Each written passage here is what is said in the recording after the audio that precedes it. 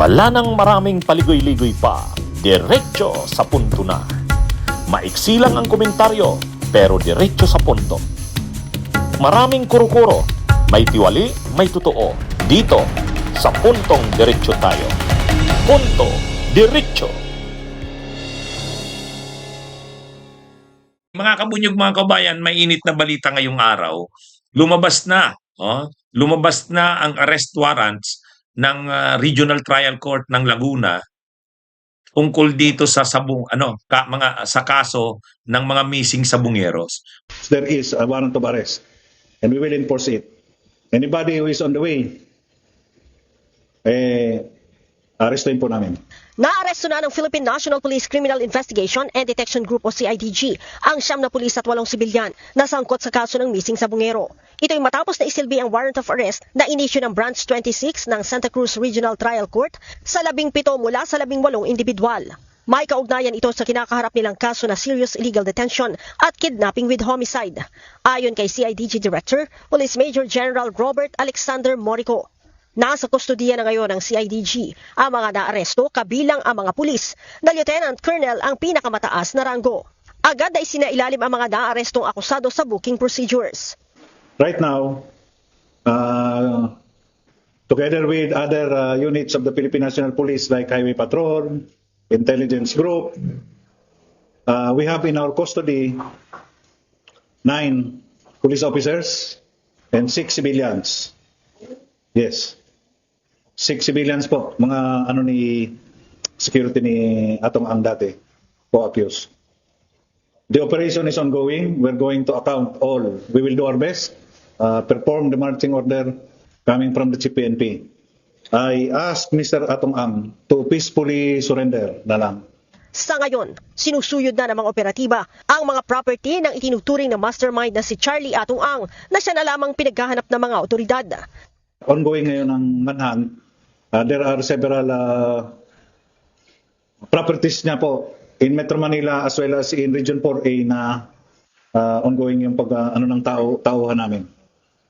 Nagbabala naman si Major General Morico sa mga magtatangkang humarang sa pagsisilbi ng warrant of arrest ng mga pulis. It is a lawful order coming from the court. Mga security guard po sa subdivision and doon sa bahay, anybody who will prevent us, we will be arresting you for obstruction of justice. Ang pamilya ng mga biktima, ipinagpasalamat ang paglalabas ng warrant of arrest ng korte laban kay Atong Ang at 17 iba pang akusado. Kami po ay nagpapasalamat sa Panginoon Diyos, nagpapasalamat sa gobyerno na tumulong sa mga kapulisan.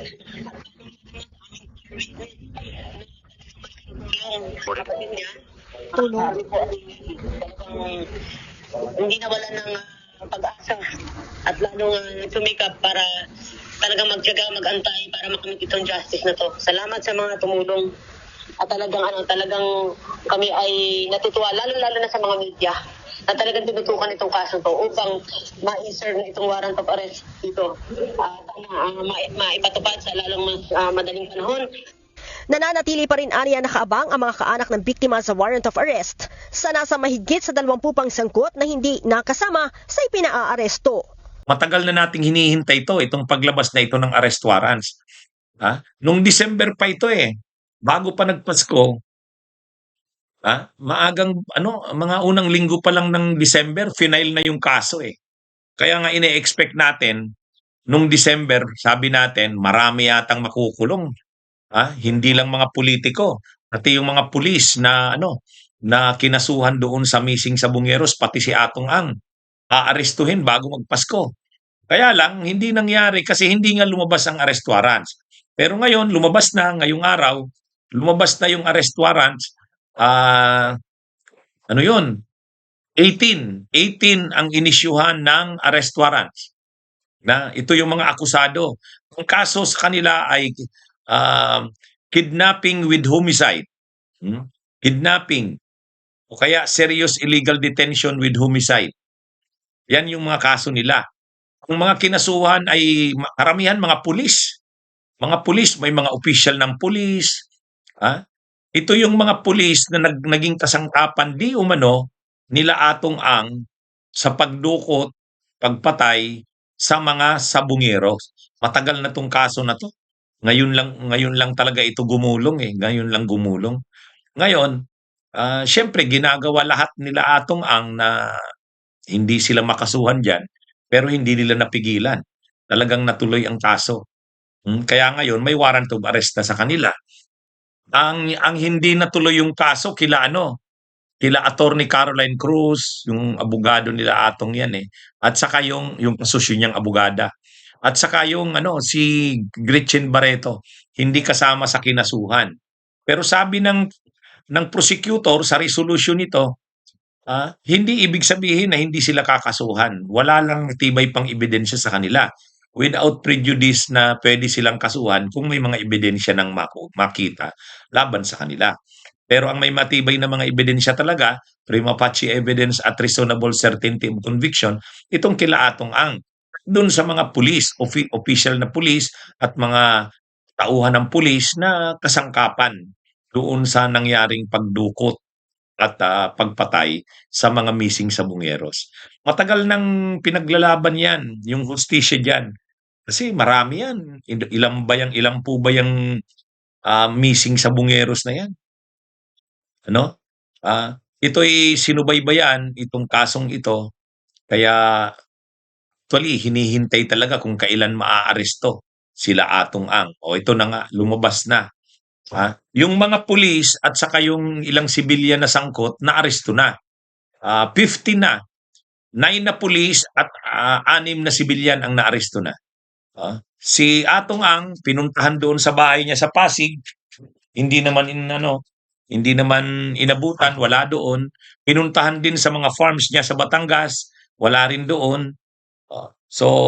Pero sabi naman ng mga pulis, ng mga autoridad, alam nila kung saan-saan ito pwedeng hanapin at maaaresto rin nila ito.